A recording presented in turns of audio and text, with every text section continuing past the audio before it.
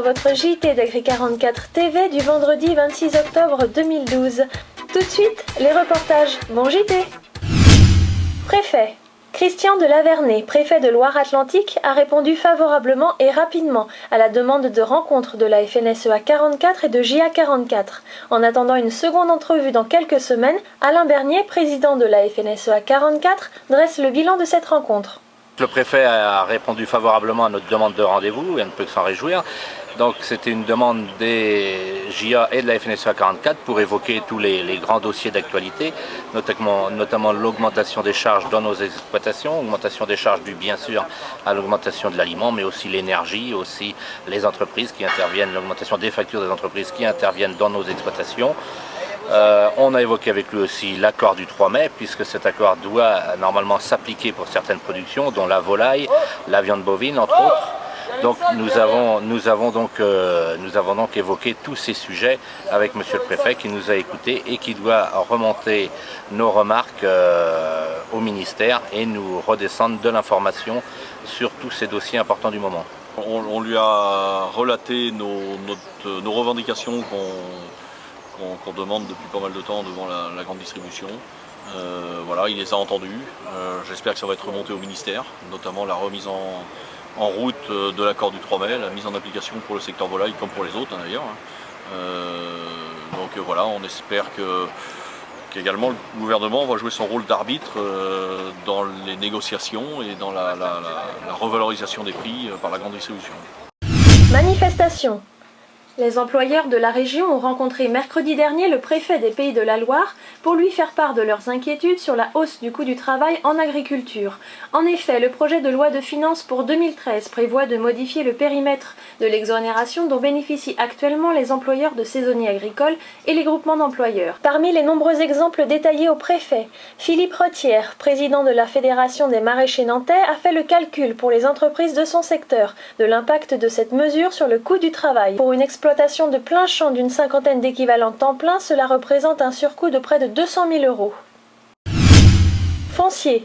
À l'invitation de JA 44 et de la FNSEA 44, Thomas Diemer, responsable du dossier foncier JA au national, s'est rendu sur une exploitation de Pornic, chez Jérôme Maillard et ses parents, fortement impacté par la consommation du foncier. Notre département est très dynamique, ce qui est source de richesse et de diversité, mais provoque également une pression importante pour l'agriculture, victime de n'être bien souvent qu'un vivier de surface disponible. Introduit François Guyot, président de JA 44. Thomas Diemer fera remonter au national ces problématiques. Qu'on fasse subir à la profession ce principe de double peine, qu'on soit une fois ponctionné pour un projet, mais deuxième fois ponctionné pour pouvoir le compenser, nous ça ne nous va pas bien. Et surtout, nous ce qu'on aime rappeler, c'est que, on en a un bel exemple, c'est que notre activité agricole, c'est aussi de l'activité environnementale, écologique, il y a de la biodiversité, il y a quand même un plus environnemental et il faut quand même le prendre en compte quand on parle de compensation. Il a aussi détaillé quelques avancées insufflées par le syndicalisme jeune, comme l'intégration dans la dernière loi de modernisation de l'agriculture de la taxe sur le changement de destination des terres. Des échéances importantes se profilent, comme une loi cadre agricole en 2014, d'où l'utilité d'être force de proposition, conclut le jeune responsable. Un travail de pédagogie et de conviction qui se fait très localement, comme le soulève François Guyot. Blonde d'Aquitaine. Depuis septembre dernier, les concours se suivent pour les éleveurs de blondes d'Aquitaine. Après des interrégionaux, le national, ce sera au tour du départemental, vendredi 9 novembre, à Nozay. Une soixantaine d'animaux sont inscrits. Ils représenteront 18 élevages. Michael Leparoux, président du syndicat de race départementale blonde d'Aquitaine, se réjouit que 4 élevages y participent pour la première fois. Participer au concours permet d'encore mieux connaître la race et de comparer ces animaux avec les autres présents sur le ring. Et cette année, il y aura du beau linge auquel se frotter. Des bêtes qui ont été au national et à l'interrégional au Mans seront présentes. Muscadet. Norbert Tarrer, l'un des candidats de l'émission Top Chef de M6, était à Pont-Saint-Martin il y a 2 semaines sur l'exploitation d'Imelda Figuro, jeune viticultrice désormais célèbre pour avoir remporté l'un des trophées de l'installation 2012.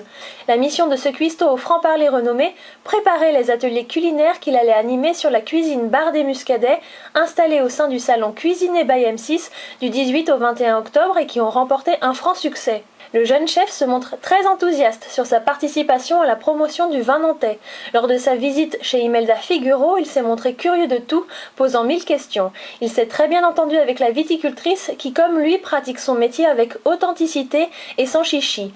D'ailleurs, cet originaire de la Drôme et donc habitué à défendre ses Côtes-du-Rhône, a confié qu'il se sentait chez lui en Muscadet.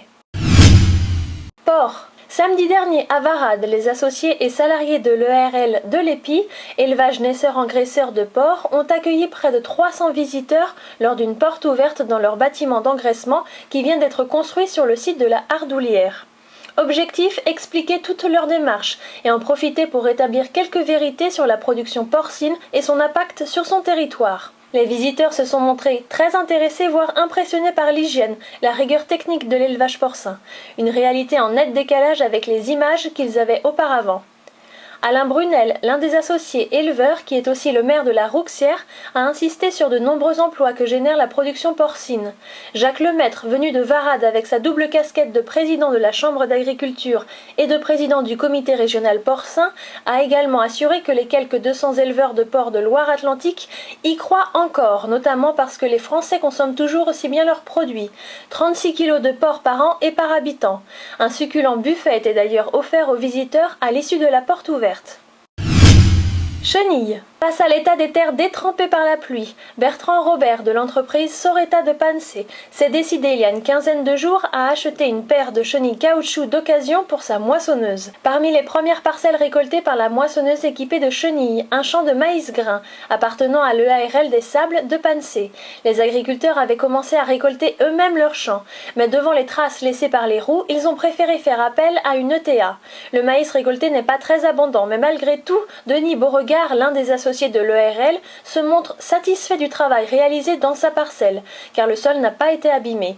Chaque chenille offre en effet 2 mètres carrés de surface de contact avec le sol. La pression sur les terres est donc bien moindre qu'avec des roues. Portrait. Le tour de la Loire-Atlantique agricole s'arrête cette semaine à Treillères, au GAEC de Chavagne. L'occasion de découvrir les spécificités d'un élevage en pleine zone périurbaine avec Michael Marie, responsable du dossier foncier JA44. Le GAEC de Chavagne aujourd'hui, c'est 3 associés. Nous sommes en production laitière, on a un quota de 844 000 litres de lait, 180 hectares, 56 hectares de maïs, 70 hectares d'herbes et puis une soixantaine d'hectares de céréales. La particularité de notre exploitation, c'est que les animaux sont en zéro pâturage par rapport à un choix environnemental, j'entends un problème territorial, quoi. Je trouve les contraintes environnementales de plus en plus quand même contraignantes, quand je vois quand même qu'on est assez appliqué dans ce que l'on fait par rapport à la saison, par rapport au stade de maturité de nos cultures, par rapport à l'heure où on intervient aussi, par rapport à l'hygrométrie et tout ça. On veut nous imposer de plus en plus de contraintes. Moi je pense que déjà on est quand même responsable de ce que l'on fait, on a conscience de l'environnement et on a conscience aussi du portefeuille que l'on a chez nous, parce qu'on sait très bien de toute façon, plus on en mettra, plus ça nous coûtera cher. Moi je pense qu'à un moment donné, il faut être raisonnable et arrêter d'être de plus en plus continent comme ça. Les enjeux à venir pour l'agriculture, ça sera quand même d'être présent dans les institutions où on est légitime. C'est-à-dire, j'entends par là, dans les conseils municipaux, dans les communautés de communes, voire dans les conseils généraux aussi. On voit de plus en plus de gens parler à notre place. C'est quand même quelque chose d'inacceptable et qui devient même plus cohérent. La profession doit se reprendre en main et aller parler de son métier et des enjeux. On est tout à fait capable de parler de territoire. C'est notre domaine aussi, avant tout.